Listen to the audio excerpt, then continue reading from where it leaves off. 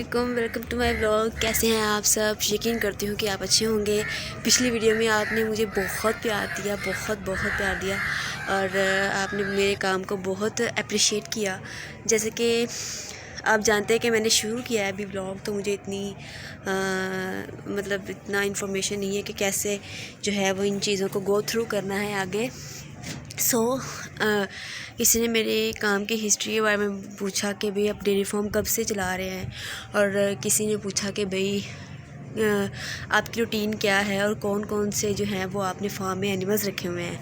अब मैं वो सब आपको जो है वो वन बाय वन जो है वो आपको गो थ्रू करवाऊंगी कि क्या हमारे फार्म की मॉर्निंग रूटीन है, क्या हमारे फार्म की जो है वो इवनिंग रूटीन है।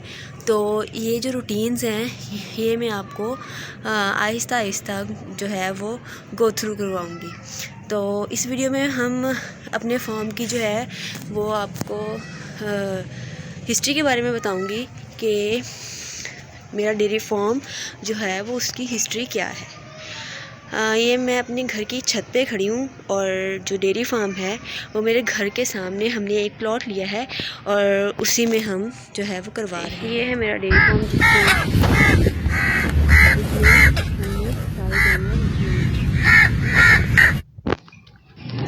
हिस्ट्री ये है मेरे फार्म की कि 2012 में मेरे अब्बाजान एक साहिवाल नस्ल की गाय लेके आए थे, जो कि उस वक्त में 40,000 की आई थी मैक्सिमम। उसके लाने की असल वजह ये थी कि जो था वो मिल्क मैन थे, जो वो दूध अच्छा नहीं देते थे, अच्छी क्वालिटी का दूध नहीं होता था। तो मेरी बहनें उस वजह से बीमार पड़ जाती थी और इसीलिए खालिस दूध ना मिलने की वजह से हम वो गाय लेके आए थे। तो उसके बाद 4-5 साल तक हमने वो गाय रखी। उसके रखने के बाद था जो हम किराए के प्लॉट ले लिया। किराए के प्लॉट के अंदर हमने 2-3 जानवर रखे। एक हमने बच्चा भी रखा, बहुत बड़ा और नस्ल वाला बच्चा था। वो हमने 7 से 8 लाख का बेचा। उसके बाद 2023 की बात है कि वो जो थे किराए का प्लॉट था उन लोगों ने खाली करवा लिया। फिर हमने जो थी वो अपनी ज़ाती जगह ली, जो कि हमारे घर के सामने थी। मेरे चाचू जान का जो था वो प्लॉट था, वो उसमें हमने जो थी वो सारा 20-25 लाख का जो था वो ख़र्चा किया। ख़र्चा करने के बाद हमने जो था वो उसके अंदर ही सारा कुछ मैनेज किया। मैक्सिमम 2 साल से ज़्यादा के ही वक्त होने जा रहा है हमें हमारा अपना फार्म खोले हुए। It's not easy guys. तो बहुत सारी मुश्किलात आती हैं इसमें, बहुत सारे जो है वो टास्क होते हैं जो पूरे करने पड़ते हैं। जानवरों की देखभाल करनी पड़ती है। ये बहुत ही कोई आसान काम नहीं है, लेकिन इतना मुश्किल काम भी नहीं है। तो जो है वो अगर आप अपना अच्छा रोज़गार का वसीला बनाना चाहें तो ये एक बहुत ही अच्छा काम है। विलेज साइड पे तो ये बहुत ही अच्छा काम है ना, क्योंकि वहाँ पे उनकी हर चीज़ तो ख़ुद अपनी होती है। तो सिटी साइड में थोड़ा सा मुश्किल है कि रखने की जगह, फिर उनका वेस्टेज का इशू कि कहाँ पे रखना है, कहाँ पे लेके जाना है, डिस्पोज ऑफ कैसे करना है आपने। तो ये सारी जो है बातों का ख्याल रखना पड़ता है आपको। तो बाकी तो सारा मैनेज हो ही जाता है।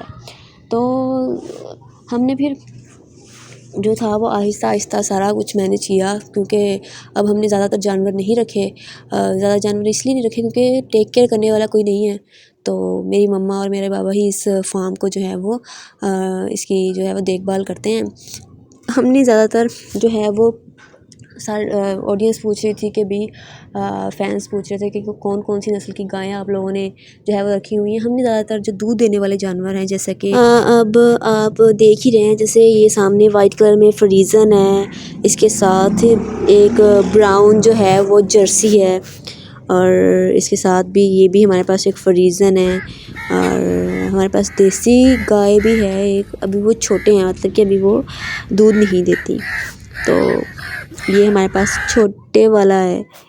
तो बस हमारे पास यही इतनी सी अभी कलेक्शन है थी, पर लेकिन हमने कुछ जो है वो दिए हुए हैं, बाहर दिए हुए हैं, क्योंकि यहाँ पे कोई इतनी केयर करने वाला नहीं है और हमारे पास स्पेस भी थोड़ी है। 10 मरले के अंदर क्या ही आ जाता है। तो वो भी इतने सारे जानवर, 5-6 जानवर ही अच्छे तरीके से जो हैं वो वहाँ पे रखे जा सकते हैं, अगर कोई तरीके से जो है वो कंस्ट्रक्ट किया हो। तो हमारा तो जो ये है हाथा, ये हमें ऐसे डिज़ाइन किया हुआ है कि अगर इन केस हमने बड़ा नहीं भी बनाना तो हम इनको बिल्डिंग्स की शेप में बना। Thank you for watching my whole vlog. अगर आपको मेरी वीडियो अच्छी लगी हो तो लाइक करें, कमेंट करें, बेल आइकन प्रेस करें और ताकि आपको मेरी वीडियो आती रहे। अल्लाह हाफिज़।